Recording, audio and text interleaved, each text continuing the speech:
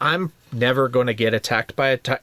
I'm jinxing myself. I'm jinxing the shit out of myself. But, like, the likelihood of any of the three of us getting attacked by a tiger... You're going to get attacked by a mountain lion, and you'll be like, well, it wasn't a tiger. It's just not something we have to do. At this point in our lives, the closest we're getting is cougars, guys. Yeah. I also thought it was fun. So did Daniel. He's still laughing. This podcast is not suitable for children or those who are easily disturbed. Spoiler warning for whatever is in the title of this episode. And now for the obligatory socials. Please like, share and subscribe. You can find the podcast on Twitter at HorrorPod69. You can also follow us on Facebook, Instagram, Slasher and Goodreads. Become part of the Disturbed community by asking for the Facebook group and Discord links. Send dick pics to the horrorofbabylonpodcast@gmail.com. Support the show at patreon.com/thehorrorofbabylon. In closing, you can let your friends know that The Horror of Babylon is available on YouTube, Apple Podcasts, Spotify, Audible and all other major podcast apps.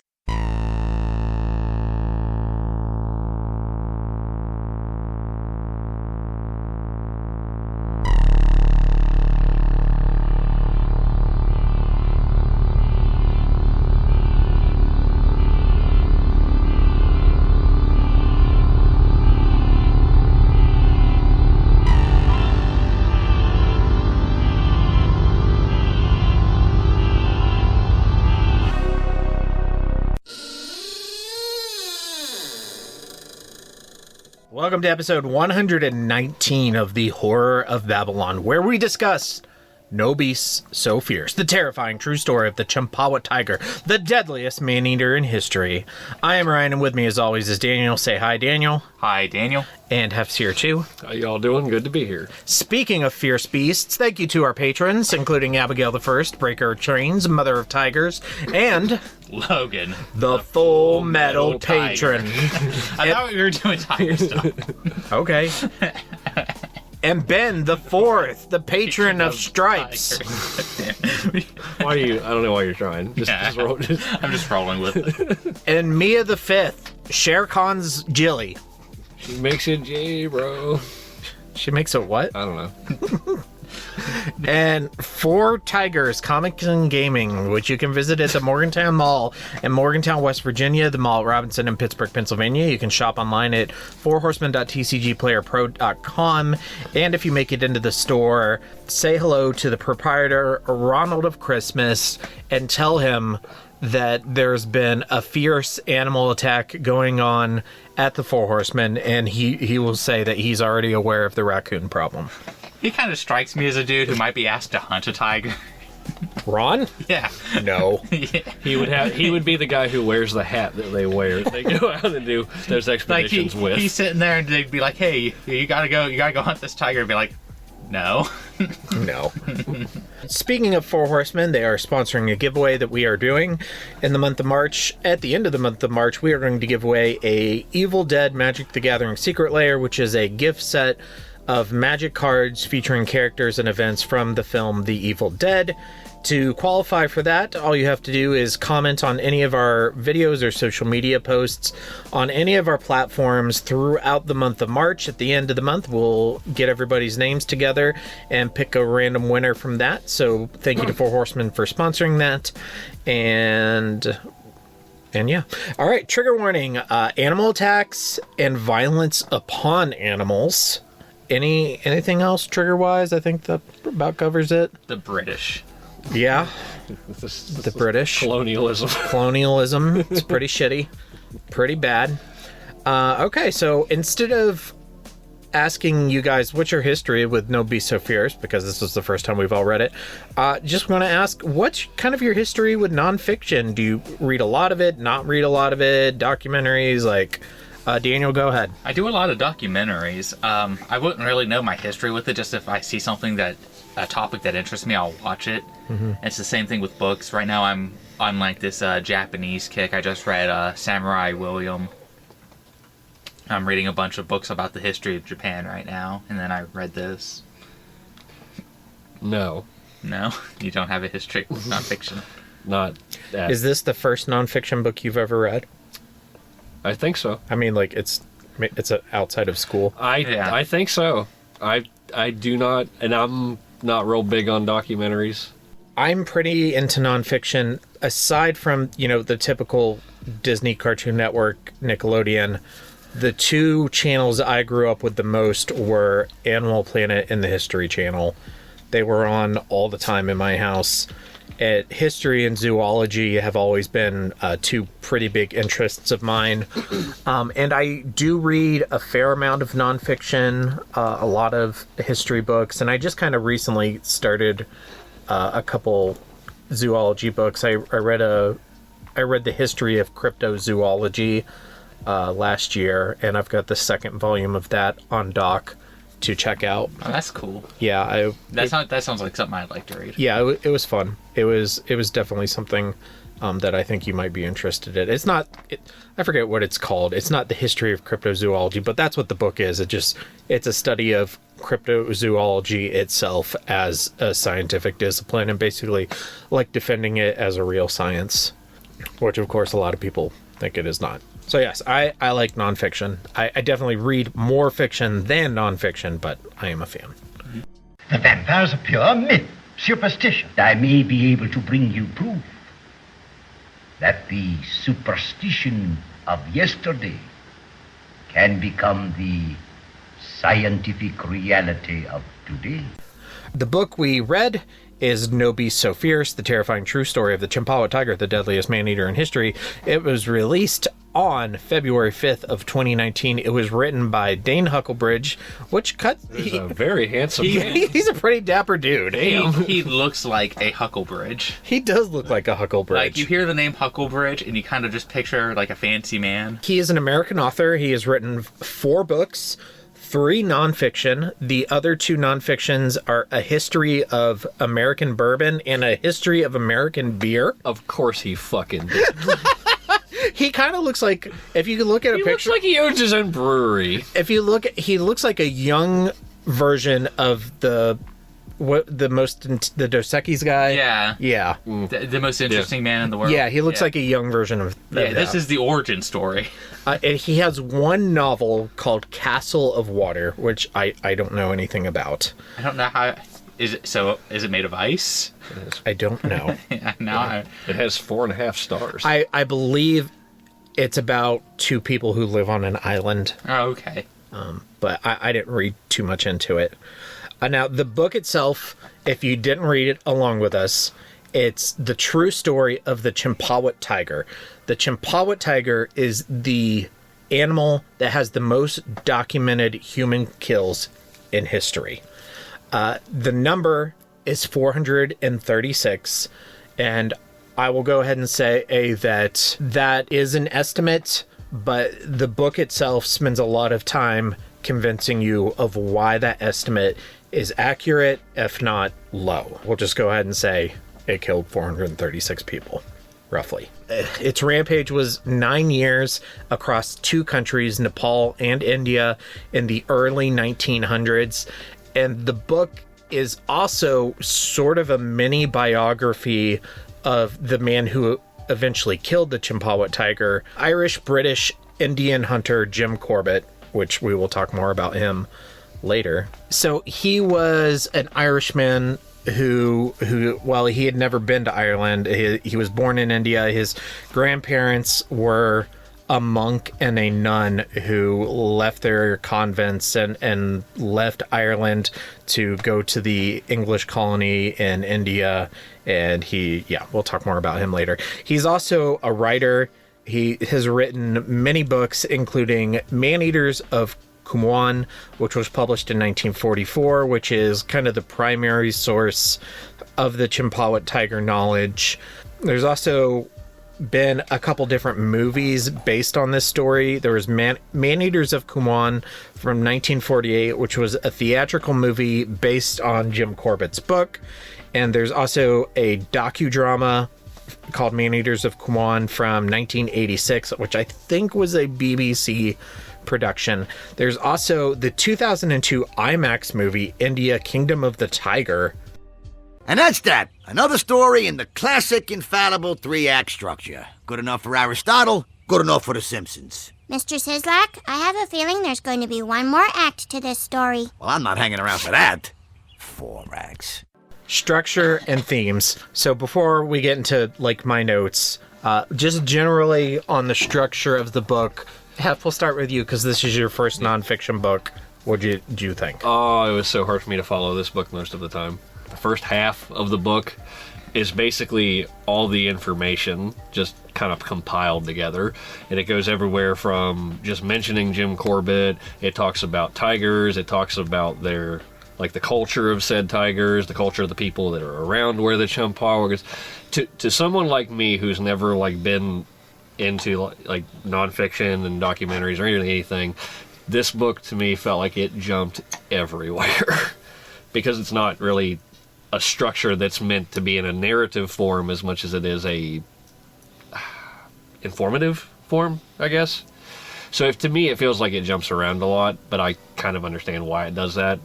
It tries to flow into like information, like all the information tries to flow together, but to me, it, as a first timer, it was kind of a rough read because it went everywhere. Daniel? I also had a very rough time. So there were some points where my eyes glazed over, and there were some points. It didn't happen as often as in the book I'm currently reading, the nonfiction book I'm currently reading. But it did happen a couple of times. I have this pet peeve in nonfiction where the author will intentionally create a dramatization and then go, something like this might have happened, and that's how he opens the book. And he even has like 2 tiger cubs bouncing after the mother tiger that's just been shot. He's painting a picture. He's painting a picture, but there's no evidence to go off. And I get super annoyed whenever you're supposed to be presenting historical fact and you instead paint a narrative picture. And I'm like, okay, so that didn't happen. And he did it. Maybe. And he does it a few times in the book. And every time it would happen, I'd be like, okay, so maybe that did happen.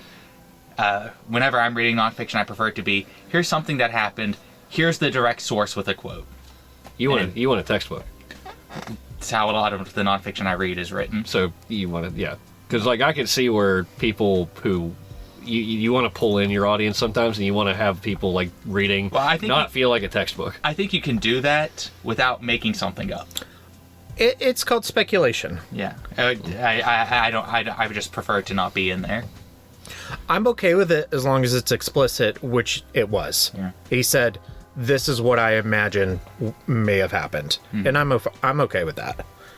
I thought it was very easy to follow. In fact, I was kind of in the opening. I was like, okay, so if I were writing this book, I would like have like it's kind of structured like an essay. It as an introductory that explains the general story in your thesis, and kind of the thesis of this book was to present evidence that the tiger itself was an inevitable event caused by the ecological destruction of India that was caused by the European colonists. Mm-hmm. And I thought it did a pretty good job of like structuring that argument, and if not proving it, making a very good argument of it. And I just got bored with it. Is like I think I was like 2 hours in when I went, yeah, it's colonialism. Yes, I get it. Get to the tiger. I think I was at the gym and I literally said that out loud. Okay. Yeah. Well, because the tiger portions of it are like literally, I think the last 3-ish hours, like the last third of the book, I think is like where they get into well, not the tiger itself, but like Corbett coming in and like his experience with it. And that's kind of like that's like the build up, I guess, of the book. You go into the book thinking that's what this book's going to be about, but so much the first part of the book is so dense. It's so dense, in fact, that if you don't know that that's what you're getting into, it can be a little. For me, it was a little bit of a. And I do think it's well written and it makes the argument super well. I got bored with the arguments. Yeah, okay. Yeah, I understood what he was writing. It's just like for me, for a first time reader, it was just. I felt like you'd be told a fact, here's another fact, here's another fact, here's another fact, which I understand that's how that works. It's nonfiction. But it's hard for me as a person who just reads nonfiction and or like things that have like a story flow. To me, it seems it's not narrative, it's informative. Yeah, it's very. But it did have like narrative pieces, and the last part of it is mostly narrative. I agree. Yeah.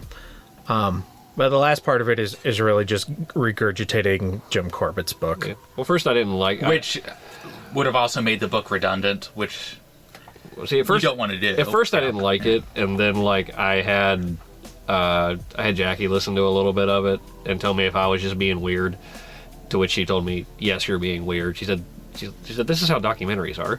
You'll have your fact thing, here's something that happens, here's your next stuff that's happening. She's like, that's not weird, that's typically how that's set up. I'm like, okay, that's fair.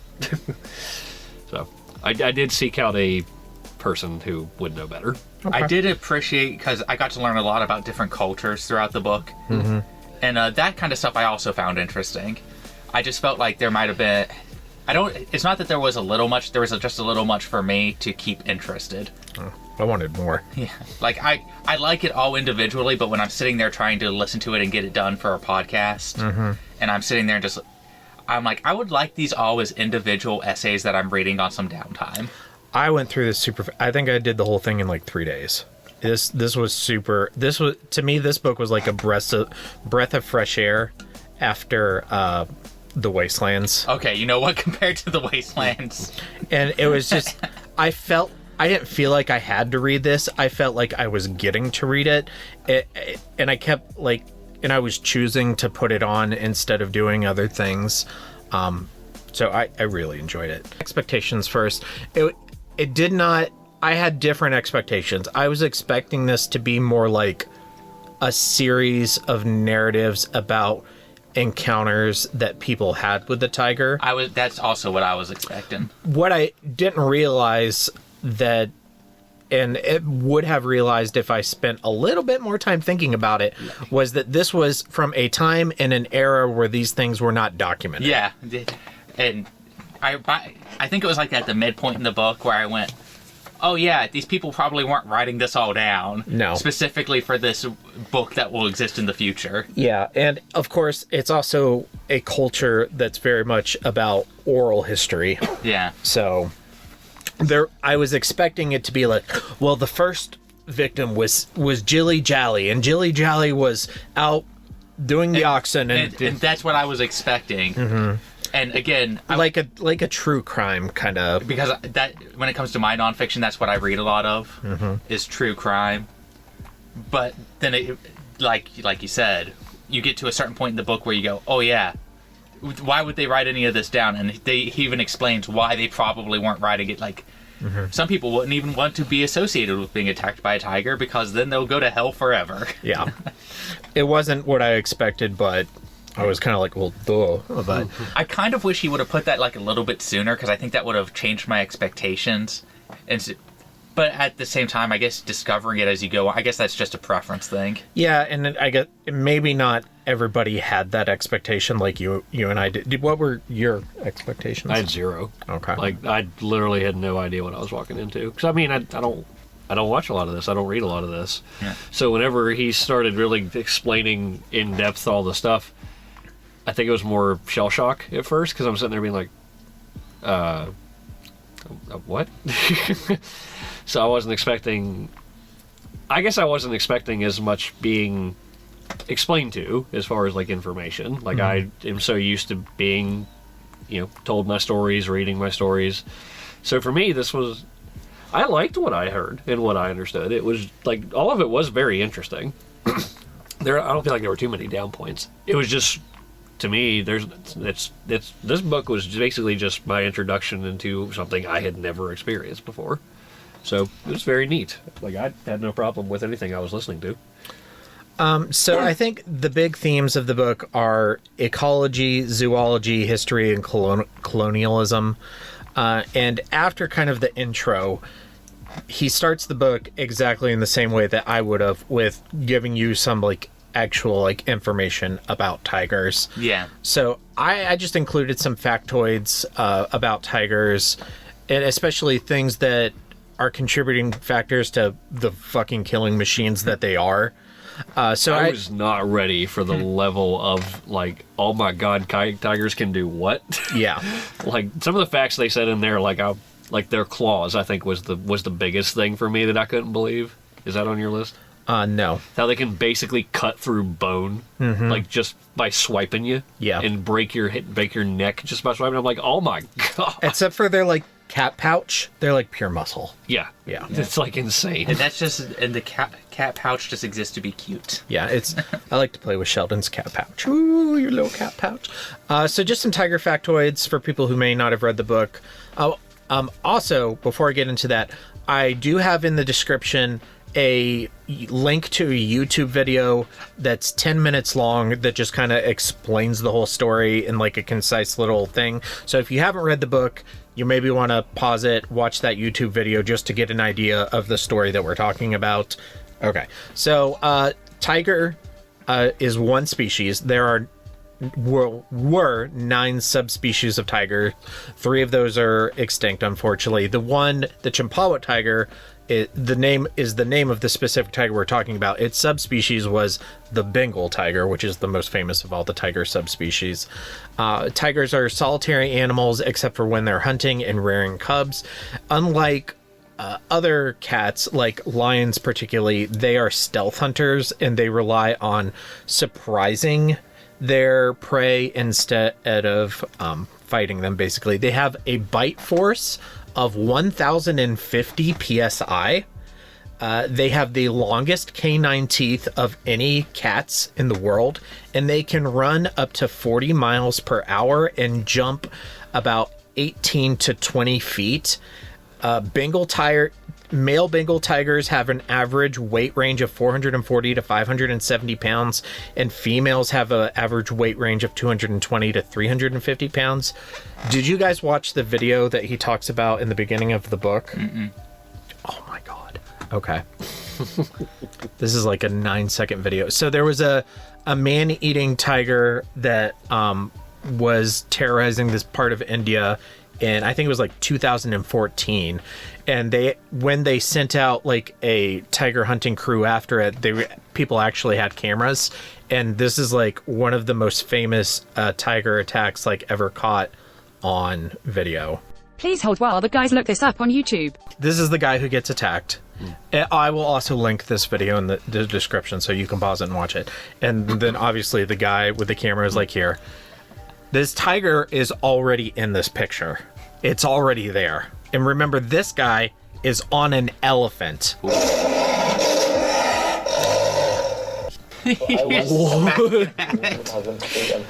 It ripped his hand. He lived, but it ripped his hand to pieces. So after hearing all this about tigers, can we all just accept that Mowgli would have fucking died? Yeah. Shere Khan would have absolutely killed him. Rudyard Kipling. Rudyard Kipling is mentioned quite a few times and quoted in this book. Yeah. Quite a bit. Yeah.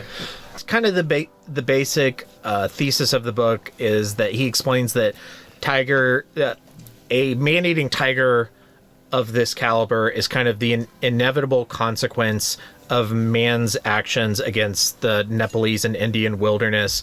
So if you don't know, India was a colony of Great Britain in the 1800s and first half of the 1900s.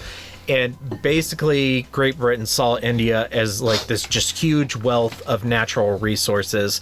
They wanted to like cut down all the forests and turn everything into farmland. And a consequence of that was that tigers, there was deforestation, and they like to live in the jungle, so they had smaller ranges to live. This meant that there were less of the natural animals who lived there, so they had less of a food source. And tigers have a very large natural territory. A male tiger's territory is about 20 square miles, and a female's territory is about 17 square miles. So like as the forests are disappearing, and as like the native animals that live there, like deer, their populations are getting smaller, these tigers are having to go wider and wider and come out of their natural areas and go into areas where humans are present in order to find food. And then the other like big factor here is a lot of studies show that man-eating cats, both tigers, lions, leopards, are generally animals that have been injured in interactions with humans, usually like something dental or something regarding their claws, something that would prevent them from hunting their regular game. The book brings up some in Russia that got like shot, so they couldn't run as fast after normal prey. Yeah. And this one, the Champawat tiger, what they learned about it after it had been killed is that it had been shot in the face by a hunter and had damage to its teeth, which would have made it harder to take down regular prey like the buffalo or deer that it would normally hunt, and was probably a huge factor to why it turned to attacking humans, which are much easier for a tiger to kill. I like to pretend that it just learned that we taste better. I don't know how humans taste. The Champawat Like does. pork. You don't know. They're coming to get you, Barbara. Let's go to character. Daniel, you're a cat lover. What do you think about the Champawat tiger itself? I love the Chipotle tiger. I actually... She's great! I don't know what to really say other than, you know, it scares me, but I also feel super bad for it. Yeah. Being hunted and eaten alive is one of my biggest fears. Yeah. The only solace I could take is a tiger would kill me quick. Yeah. Yeah, I probably would only scream a little bit. It would be a horrific 5 seconds. Yeah. But that's most likely as long as you'd be conscious. And the book's very good at, like, painting that picture. Like, it would grab a person, they would scream into the bushes, and then stop. Because that's when it just chomps down. When it chomps on the back of your neck or just at your neck. So, like, whatever it does, it gets your neck and you're just dead. Yeah. You're just like, I'm sleepy now. And But when we talk about the ghost in the darkness later, like, the thought of being dragged off at first, that terrifies me. Yeah. The idea that this all happens because what else is it supposed to do? So, like, really kind of sucks. Typically, the way that tigers attack people is one of two ways. One, they'll just do a bite straight to the back of the neck and just straight sever your spinal cord to your brain and you're dead. Mm-hmm. The other way they normally attack is by swiping their paws and trying to break your spine, which is also an instant kill. Yeah, that one came up a lot. Like, when he was describing, like, the ways that the tigers have killed humans before, what got me on it was just like, that's so quick. Yeah. Like, because you always see these movies and hear these things about, you know, oh, I survived the tiger attack or whatever. You know, look at all my scars. And realistically, if you get attacked by a tiger, then no, you ain't gonna have those scars. Survivors are few and far between. If I survived a tiger attack, I would show off those scars all the time. There was one guy they talked about who survived. He was in a tree, and he was like 20 feet up, which he thought was a safe distance, but the tiger leapt into the tree and just it clinched onto his leg and just tore a piece of his thigh out, and then they both fell out of the tree, and then the other people ran over and were able to scare the tiger off.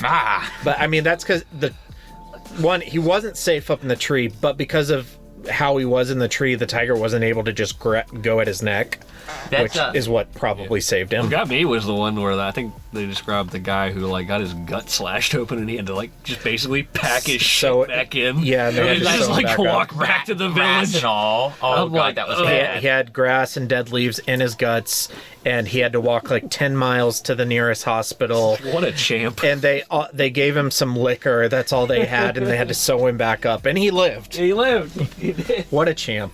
You guys have my permission to just shoot me in the face if something guts me. Yeah, I don't think I would have made it back to the village. I might have tried. Do you want me to try, or do you want me to shoot you in the face? I guess try. I have kids. Okay. I don't know. It would really depend on. I'm pretty weak when it comes to seeing blood come out of me. You guys can shoot me and take my gun. If I saw all of myself on my lap, just hanging out, I think that might actually just kill me by itself. I also really like, and this relates to the Chipotle tiger and the just tigers in general, that people scare them away with pots and pans. Mm-hmm. At the same time they can one-shot you. There's something about that I find really funny. It's like when my cats run away from a vacuum cleaner. Would a tiger be scared of a vacuum cleaner?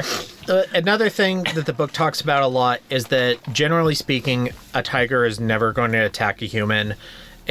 Tigers attack humans in like two general situations: when they're cornered and protecting their cubs, or when the situation where we described where they become a man-eater through these other things that are happening. Like generally, tigers avoid people, and if there's a crowd of people and they're all yelling and making noise, like they'll run off. Yeah, something about that I just find funny. I don't know why. It just makes them seem more like cats, like house cats to me. I mean, yeah, they're antisocial and they don't like to cook. Yeah. I mean, there it is. So Jim Corbett. I love this dude. Yeah, I do too. Like, I am going to read like a couple of his books. I've already obtained one of them. This actually made me want to read his book. Yeah. That this one's based. The Man-Eaters of Koontz. Yeah. Yeah. I found that book, and I found the movie that's based on his book. It's from the 40s, and it's only an hour long, and it's up free on YouTube. He just seems like this very classical, I mean, he's Irish, but the very classical, like, British adventurer dude. Mm-hmm. He kind of reminds me of Nigel Thornberry with a gun, the way they talk about him. He's that classic, like, adventurer, except he's not, because he's not about his own story. He's not about doing it for profit. Yeah, he just does it. Mm-hmm. Yeah. So, when if you didn't read the book, the Champawat was loose in Nepal and then India for 9 years, and they had bounties out on it for years with all these rupees, and there were dozens of different hunters that tried to go after it, and eventually the government went to Jim Corbett because he had a reputation as a hunter, not a tiger hunter, but as a hunter in general, and the two conditions he gave were that you have to get rid of the bounty because I'm not doing this for the money, and you have to recall any other hunters, not because he wanted to be the one to do it, but because he thought he would be more successful if there weren't other people out there, and he was worried about being shot by other hunters. Yeah. He's a smart dude. And he donated, he prevented the villagers he was working with from defacing the corpse of the tiger once he did kill it. Later in life, he became a photographer and a tiger conservationist, and he founded a tiger reserve that was eventually named the Jim Corbett National Park after he died. Most of the money that he got from the hunts that he went on, he would use to support his family and donate to various charities. He wasn't, I don't think you can call him a philanthropist because he wasn't like rich, but he did donate a lot of the money he earned doing what he did. He also was a tiger hunter, in that he would hunt man-eating tigers to save people, but he wasn't somebody who would hunt tigers for sport, just for the enjoyment. He was a hunter of just like he was a hunter in general because he was the outdoorsy type, and that's something he liked to do, but he didn't enjoy just killing a tiger to brag about it. He was the Liam Neeson of his age. Kind of want to party with him. Yeah. That'd be cool. That's on my list, like, as far as, like, who, if you could go back in time and meet anybody, I'd fucking go meet this dude. He was also, go ahead. I mean, I love the thing about it is, like, everyone who knew him remarked about how basically, like, he just never talked.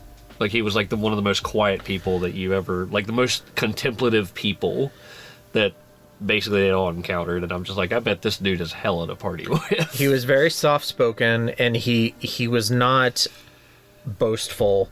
He was also a friend to the indigenous people. When he was commissioned to hunt the Champawat tiger, and he built a team, he took all Indians with him. He didn't take any other British people with him. And when it was customary, when, like, an English person would go to an Indian village, they would converse with the inhabitants there in English, but he knew their language, Kumoni, I think, and he always spoke to them in their language instead of making them speak to him in English, and he always showed respect and deference to the people. And there was also the story about in Champawat, there was a girl whose sister had been killed, and she in front of her, and she was so shocked by it that she became mute, and she hadn't spoken in months. And after he killed the tiger, he donated the body to the villagers to use, but he took the skin, and before going home, back to his home and his job and his family, he went to visit this woman and show her the skin of the tiger that killed her sister, and that cured her of her mutism, and she was able to start speaking again after that. There's your new plot, Disney. Jim Corbett is the best Disney princess. He's a pretty good one. I'll kill you all! I'll drive you crazy, and I'll kill you all! I'm every nightmare you ever had. I am your worst dream come true. I'm everything you ever were afraid of. Scary shit. Was this book scary? The idea of being attacked by a tiger was scary, but I wasn't scared by the book, if that makes sense. It does, because, I mean, obviously it's scary, and being eaten alive is one of the things I'm most scared of. But I'm never going to get attacked by a tiger. I'm jinxing myself. I'm jinxing the shit out of myself. But, like, the likelihood of any of the three of us getting attacked by a tiger... You're going to get attacked by a mountain lion, and you'll be like, well, it wasn't a tiger. It's just not something we have to do. At this point in our lives, the closest we're getting is cougars, guys. Yeah. I also thought it was fun. So did Daniel. He's still laughing. I found the facts in it particularly terrifying, just because I didn't know, like, it's a big cat. You're like, oh God. You just don't realize how big. But you don't realize how big, and you don't realize, like, how actually efficient of a killing machine this thing is. I've seen what, like, big dogs can do to you. Now add 300 pounds to that. Yeah. And it's basically, it can move through the woods without making a sound. Yeah. Its fur is built-in camouflage. It can run 40 miles an hour, jump 20 feet in the air. Like, you have no chance. And it's one thing to say that, like, okay, Daniel, you usually have a gun on you. Yeah, but I don't have a high-powered rifle on me most of the time. Can you get it before it gets you? Yeah. And even, like, if it was point blank in front of you and you had the chance to shoot, there's the real possibility that you may just be so scared that you can't get a shot off. Yeah. Like in The Ghost in the Darkness, where the guys are in the box car. Oh, I can't wait to talk about that. There's also the other possibility where you have a tiger coming at you and you shoot it in the face, and then all you've done is just create a man-eater. Yeah. And you have to live with that for the rest of your life. As long as it doesn't eat me. And it's also like, you could shoot it and not... It's more likely you don't have a lethal shot. Yeah, and you just still gets you. It's still... You just piss it off. It's still running at 40 miles an hour. That's the thing, is things are, like, absolute killing machines. And, like, intellectually that's scary, but the book isn't written to make you scared of tigers. No. Which is probably the smart choice. It's written to make you respect tigers, and it's the important part of this book to me is that it doesn't villainize the tiger. Yeah. It explains how the tiger came to be and how it's actually our fault. So it kind of gaslights us into believing. But I mean, it's true. You deserve it. Yeah. It doesn't say bad things about the victims, because kind of the sick irony of this whole situation was created by the British and their colonizing of India, but the people who were suffered, who were actually killed by the tiger, were like the people who lived in rural areas on the outskirts. This guy wasn't this tiger wasn't jumping into the cricket fields and picking up little Susie British girl. Okay. Just comparing it to scare factor wise, comparing it to some of the horror novels we've read, is more scary, less scary, different kind of scary? I would say less scary, only because this is strictly not written to make me afraid. I do feel like you could write a historical fiction book based off of this as a horror novel. Oh yeah, absolutely. That's what we thought we were getting with the hippos. Yeah. Oh no. Maybe we didn't. Oh no. Would you rather fight a hippo or a tiger? A tiger. I'd rather fight a tiger because it killed me more quickly. Yeah, I was just saying, there won't be a fight. It'll be just me passing out and dying. Hippos kill more people too. Yeah, they do. They do. They kill way more. I don't want to be killed by a hippo. That'll be slow. The hippo's going to like gore you and trample you. Eat me. Have you seen the whole? Have you seen the video of a hippo killing a deer that was being attacked by hyenas? No. Okay, so this deer is stuck in the mud and it's being attacked by hyenas, and it's hippo territory. Hippo chases the hyenas out, And then it's just looking at the deer, like it's expecting the deer to leave its territory. And the deer's trying to get out of the mud. The hippo gets so frustrated, it picks up the deer, starts slamming its body over and over again until it's dead, and then throws it away. And then the hyena, yeah, and then the hyena just come and get it. Hippo. If you want to scare yourself, Watch YouTube hippo attack videos. They're pretty bad. Yeah, that's what we thought we were getting. Anyway, that's a tangent. The power of Christ compels you! The power of Christ compels you! Power of Christ compels you, just like this really sad fact that I wanted to bring up. So, part of being a Hindu is cremation, because the Hindus believe that they get to the afterlife by their family setting their ashes down the river to go to the Ganges, to go to the afterlife. And of course, not all of the people who were killed by this tiger were Hindu, but the majority of them were. And kind of the sad fact is that when a tiger eats a human, it eats them. Yeah. Like, to the point where there's basically nothing left. And in a lot of cases, there was nothing left for the families to cremate. Yeah, it's one of the few one of the few big cats that actually eat bones. Mm-hmm. Like all the bones. Yeah. So I thought that was a very sad thing. That I thought gobble you up of bones and all.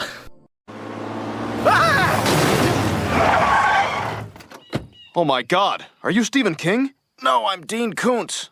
Oh.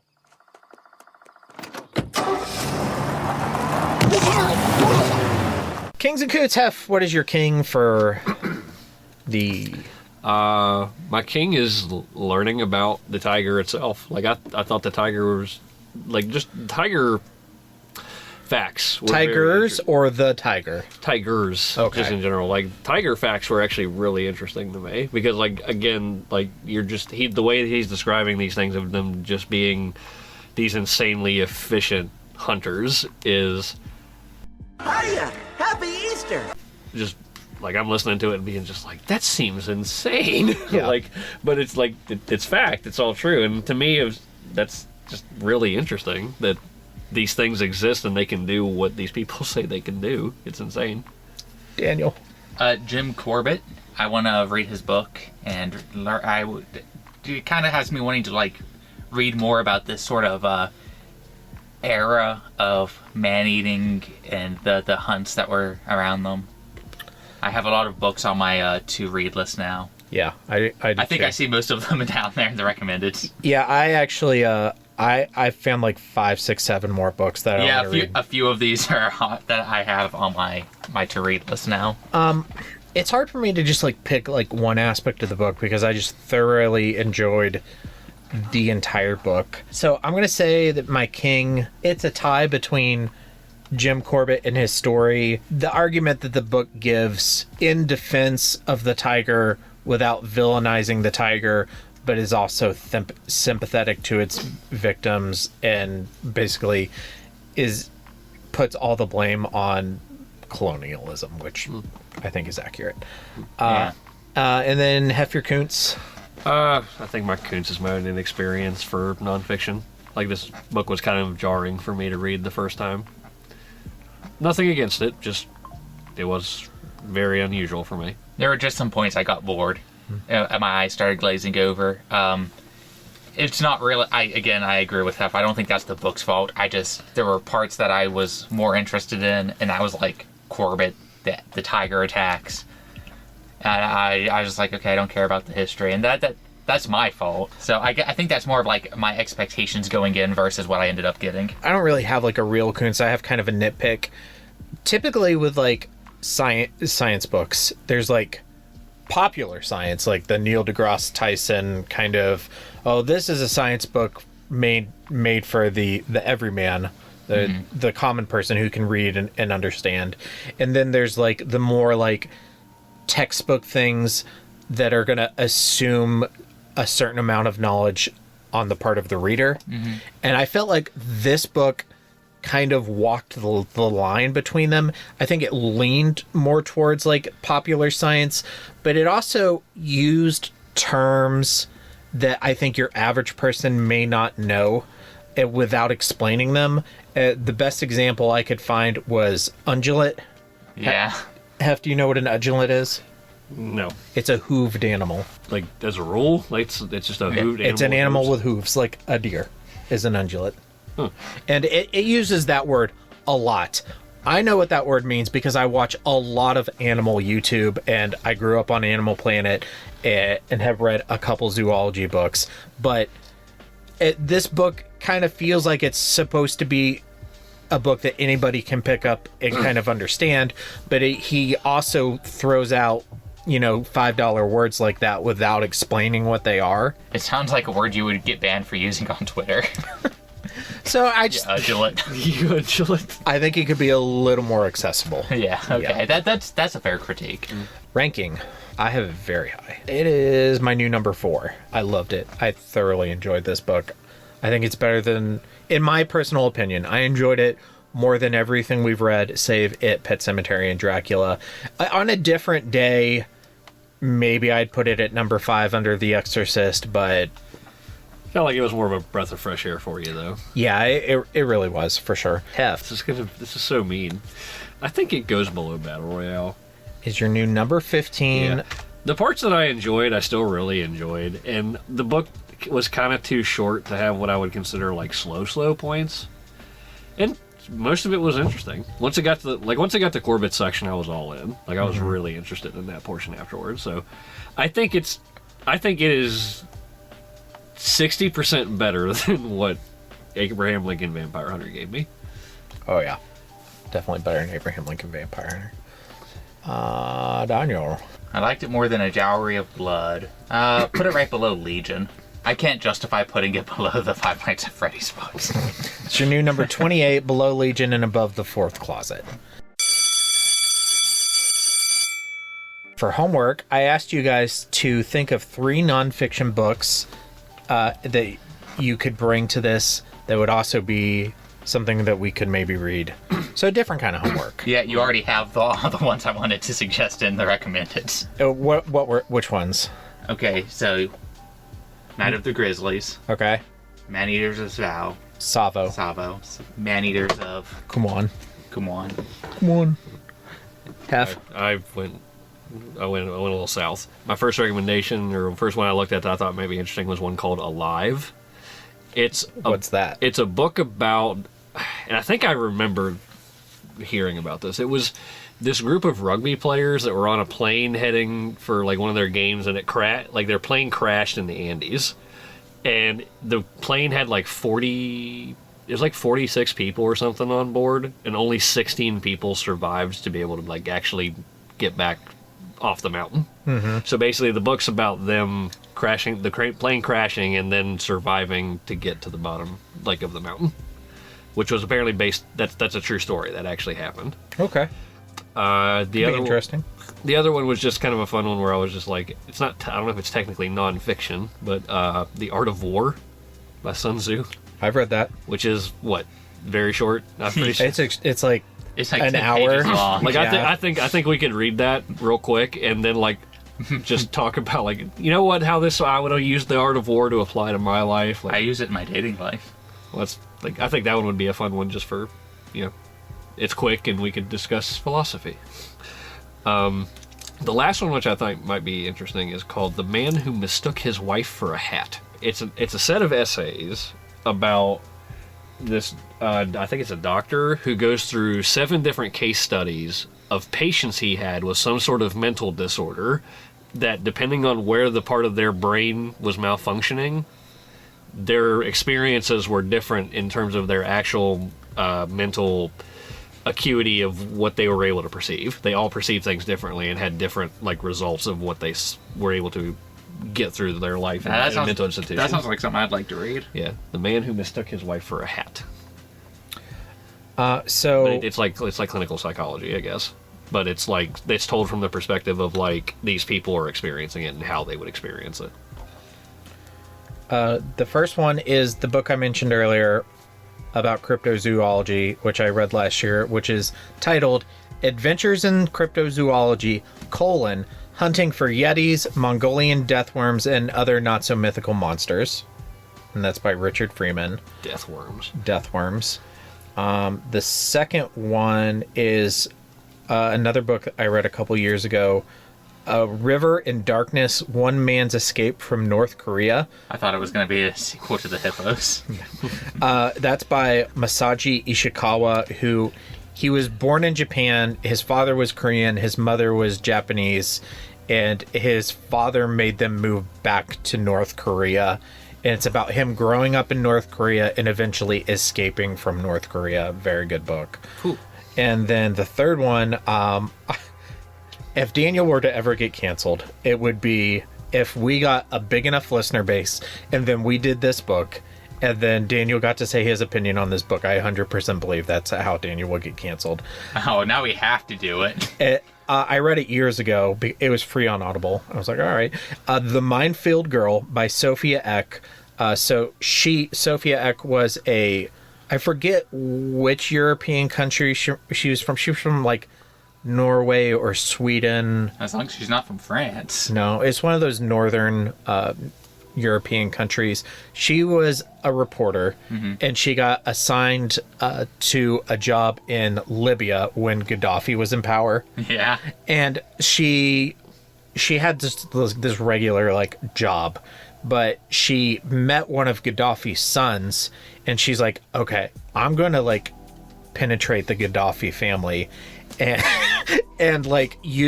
do this huge expose on them. Oh god, my opinions are already right. Further reading, obviously Jim Corbett's books. Yeah.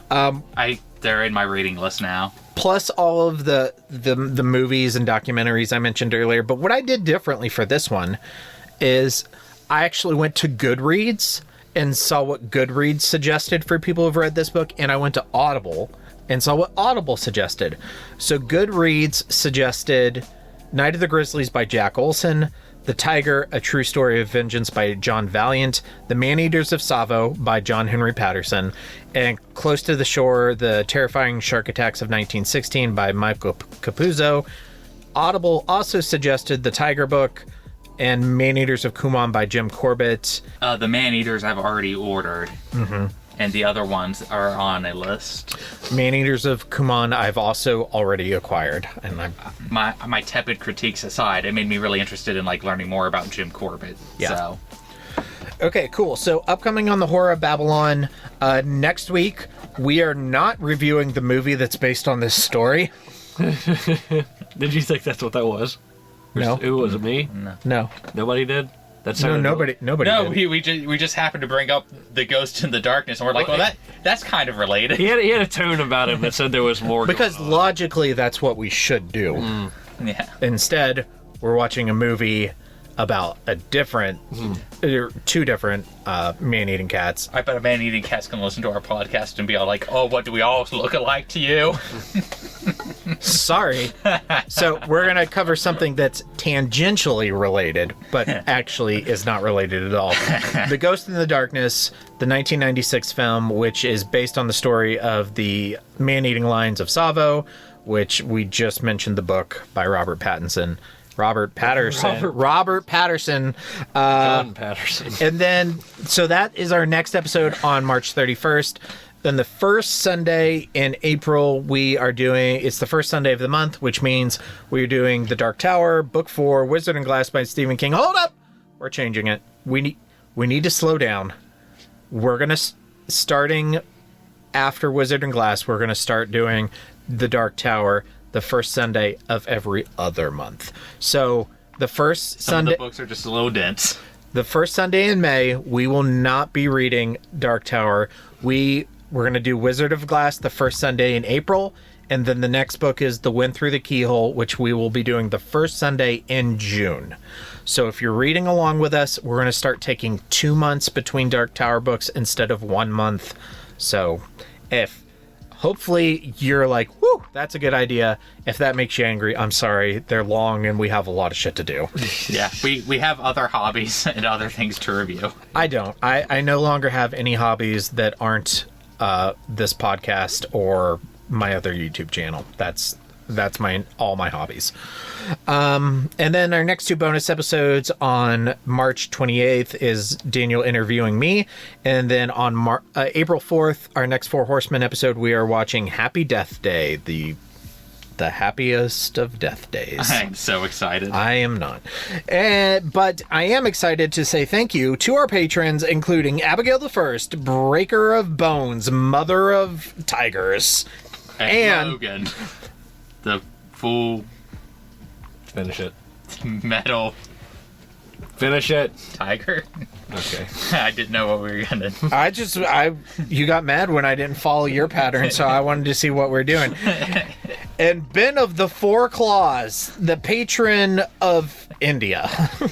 Patron of India. And Mia the Fifth. He does remind me of a poo.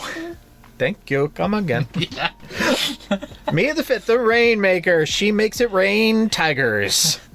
That's a superpower. Oh my god. How would Charles Xavier train a girl who could make it rain tigers?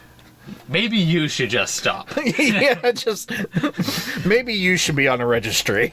Because all the tigers that don't die kill everyone else. Magneto's attacking. Oh, I'm going. No, not you. Not you. You know what? She might be the one to send, because I guess... Only send her. Yeah, what's Magneto gonna do? Get eaten by tigers. There's no metal in these. But tigers are nothing but metal. It's the most metal thing I've heard this week. This is the most metal power I've ever seen. And thank you to Four Horsemen Comics and Gaming, our 5th and final patron, which you can visit at the Morgantown Mall in Morgantown, West Virginia, the Mall at Robinson in Pittsburgh, Pennsylvania. You can shop online at fourhorsemen.tcgplayerpro.com. And if you make it in the store, say hello to Ronald the Third, Chandler of Christmas. And we are still looking for our Rachel. So if you want to support the continued running of the show, please go to patreon.com/thehorrorofbabylon and apply to one of our tiers and be our Rachel. I'm still thinking about how pissed off those tigers would be if they just fell out of nothing. They're going to run towards the nearest living thing and kill it.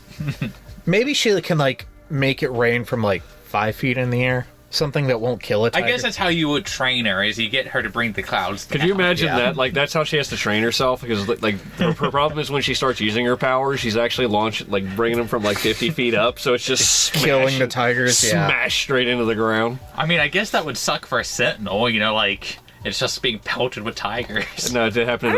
I don't know if that really affect a sentinel. It's but it'd be super annoying. It's like her 5th birthday party. She gets her candles lit. She goes to blow them out, and she blows too hard, and then tiger dead right on the picnic table. It'd be more like 13th birthday. I don't know. Just when you're 16. I don't know. I'm not good. Mutant powers tend to manifest around the beginning of the teenage years. I know mine did. She kisses her first boyfriend at a tiger. Jeremy!